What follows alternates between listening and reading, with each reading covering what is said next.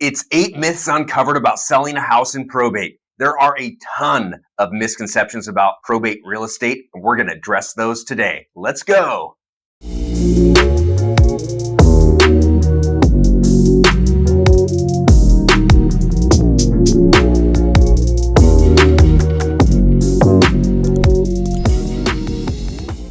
Thank you for coming back to our show. I'm Brendan Mohr. I'm a California realtor and certified probate and trust specialist. And I'm Bill Heyman. I'm a licensed California professional fiduciary. I'm also a registered and bonded legal document assistant in both California and Nevada, specializing in probate, a licensed California real estate broker, and a licensed Nevada realtor. Please like this video, subscribe to our channel. It'll keep it as a bookmark because we have a ton of information for you. Because every day we get people reaching out to us about our probate administration service and real estate listing combo. It's very unique and it saves people a lot of money. If you have any questions for us at any time, our information is down below. Please comment on the video, email us, text us, call us, messenger pigeon. We'll take it. We'll take it. Okay, let's get into this. So 8 myths uncovered about selling a house in probate. Bill, myth number 1. You have to wait to the end of probate to sell. Yeah, Brendan, that is one of the I would say that's one of the questions we get the most from people. They often think that they've got to wait until this it is a lengthy process of probate is over before they can do anything with the house. And that couldn't be further from the truth. As you know, you only really have to wait until you get to that first probate hearing and the administrator or executor receives their appointment from the court. Now, depending on the court, that could be anywhere from maybe 30 to 120 days.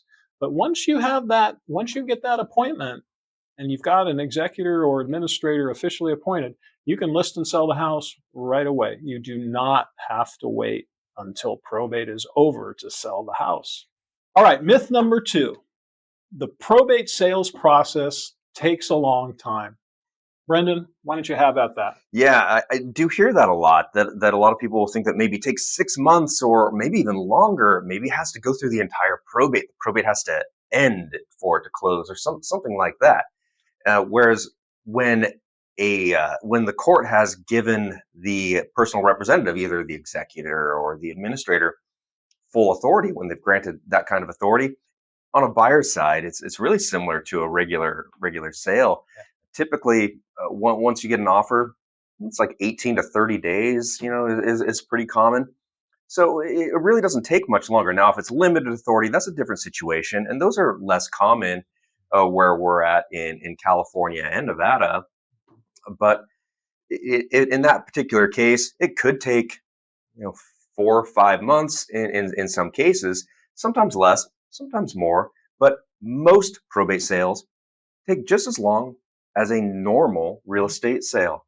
Very true. Myth number 3, the buyer's deposit must be at least 10%. Bill, we get that one, and that would be such a deal killer if that was the case. Yeah, you're right, Brendan. That would eliminate such a huge pool of buyers if they had to come up with 10% of the sales price. It's just simply a myth that you have to come up with 10%.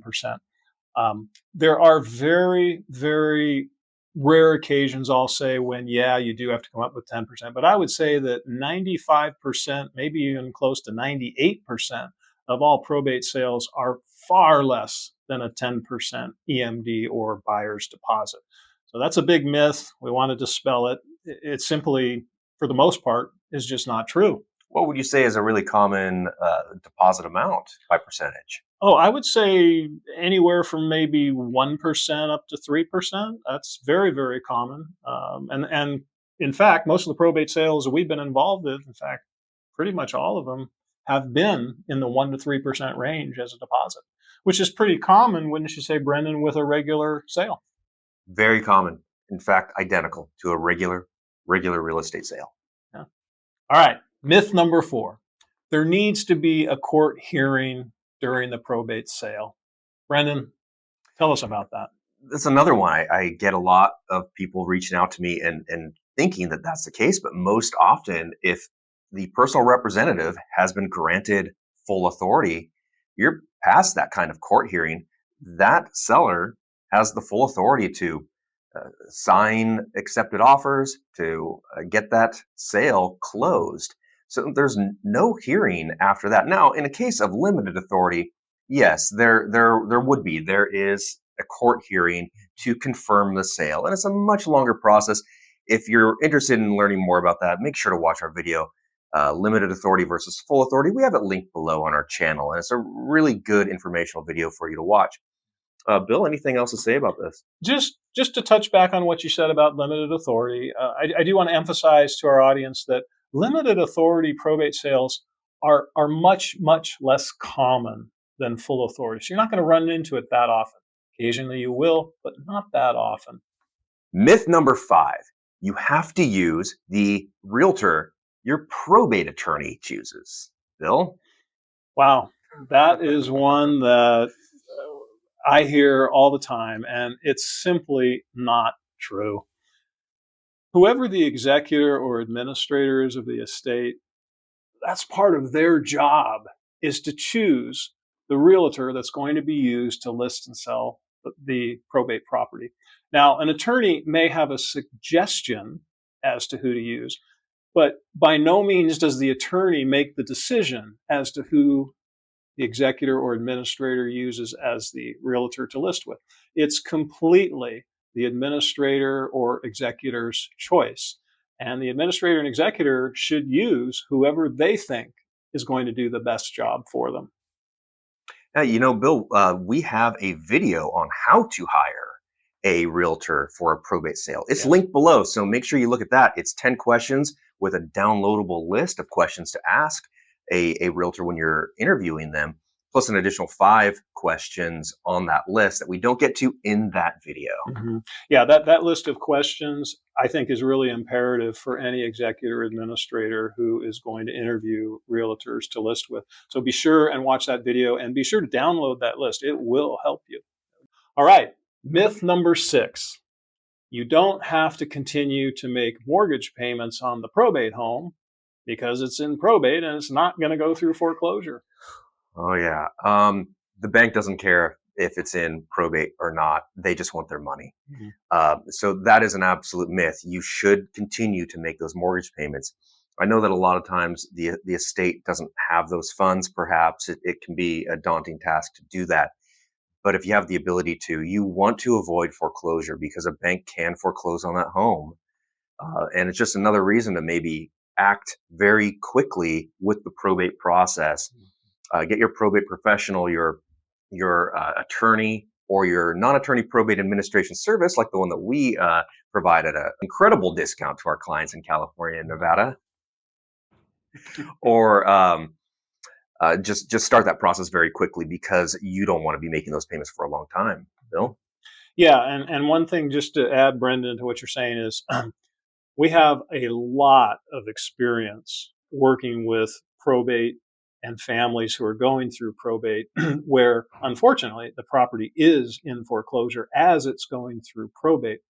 And we have a lot of experience and a very successful track record at negotiating with the lenders to get them to forestall the foreclosure process and allow us time to get the probate sale through. Of course, we can't guarantee that we can do that, but we do have a very good track record of that. So if we do happen to have a client whose probate home is going through foreclosure, we can usually get it done. But preferably, it's better not to let that probate home go into foreclosure. Not only that kind of payment, but, and this is not really so much of a myth, but just some advice: continue to make those electric utility payments, the gas payment. If you can maintain the landscaping, that's great too, because overall that goes into the overall health of the home. When those systems shut down, bad things can happen to the home. Plus, when you go to sell it, you want the utilities on, because a buyer's probably going to do inspections. They want to be able to at least see the house, so they have to be able to turn the lights on. Yeah. And I'm going to throw one last thing on this, Brendan. Yeah. Make those HOA, homeowners association dues payments. If you have it, make those payments, because believe it or not, an HOA can foreclose on a probate property as well. So do try to make those payments, because if you don't, possibly they could start foreclosure. And there's also penalties and all kinds of assessments that get packed on, which end up having to be paid. So try to keep up on all the regular payments on a probate home while you're trying to sell it. Myth number 7: probate sales sell at a discount under market value. Hill? Wow, is that ever a big myth, Brendan? Uh-huh. It's a myth for many reasons, but one of the most important reasons that a lot of people don't even think about when they're going through probate is the court is overseeing this whole probate process. And they want the heirs to receive as much of the estate as they possibly can. So, in the court's eyes, if you sell a probate home at a discount under market value, you're doing wrong here. The, the court wants the home exposed to the MLS, exposed fully to the market so that the heirs get the highest price possible. That's what we do when we sell probate homes. But again, you got to remember the court is overseeing that. And if you try to sell at a discount on a probate home, it's not going to look good in the eyes of the court. And you might get yourself in a little trouble. And we do see that happen where there's, I don't want to call it predatory, but there are people looking for a deal. So they will be looking through posted publications about probate sales or obituaries, looking through records, because when a probate has been filed for, the petition for probate is public record, and people will be looking for that. You'll have investors reaching out. They'll find your information. There's various ways for them to do it. And you'll suddenly be getting some calls. Hey, I would like to buy your home. It may sound like a good deal, but please talk to a realtor before you ever do that kind of thing, because you may end up just selling it under market value. You may not really understand the full real estate market. These guys tend to have a really good way about them of really scaring a seller, the family of the estate, into selling, because they think it's going to be a hard process. The market's crashing. They'll make it easier. They'll get their money faster. And there's just so much. Those are all just really misconceptions typically. Yeah. And just to kind of add on to one thing there, you may remember this. Brendan and I had a real estate sale in Sacramento, probate real estate sale in Sacramento, maybe 2 years ago. And I was doing all of the probate end of it, and we sold the property. And before we got the house listed on the market, our client, our administrator that we were working with, came to us and said, look, I've got this buyer who's an investor, and he wants to come in and purchase the property for about $250,000 and all cash. And he says, no real estate commissions. And we said, okay, well, you know that's under market value. If we put it on the market and sell this, we could probably get well over $300,000. And even with real estate commissions, you're going to come out with more. He was still a little skeptical, but we finally convinced him to at least get it on the market and try it. Well, we ended up selling the property for well over $300,000. And even with real estate commissions, the heirs ended up with probably about $80,000 more than they would have had they sold it to this investor, all cash, no real estate commissions.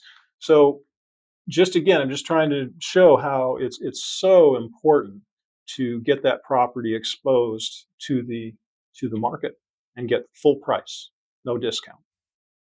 And myth number 8: if one of the heirs doesn't want the probate home to be sold, then it cannot be listed and sold. Bill? Yes, this is an interesting situation, and it can come up often when you've got a lot of heirs involved, because there might be one of the heirs who happens to be living in the home, and he or she doesn't want it sold because then they've got to move. But all the other heirs, they want their money.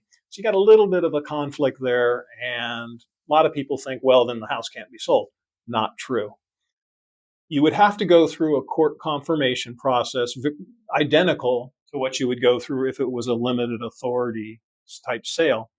But essentially what happens is you get to the court hearing, and that heir who doesn't want the house sold, they're going to have to come up and stand in front of the judge and give the judge darn good reasons as to why the home shouldn't be sold, or else the judge is just simply going to approve it. Now, again, I'm not giving legal advice, but if an heir comes before a judge and says, well, Your Honor, I don't want the house sold because I'm living there. And if the house sells, I've got no place to live. My opinion is that the judge is just simply going to say, well, Mr. So and so, I'm sorry, but the house is sold, and he'll sign the order. The heir that doesn't want the house sold has to come up with a really good reason as to why the home shouldn't be sold. And oftentimes they'll have to go employ an attorney and try to get that done. And it's not easy to do. It's just simply not. But what great information, but you definitely need more. So linked below are our most important videos, including the one that you really need to save serious money through probate and the probate real estate sales process. How much does probate cost in California? Linked next.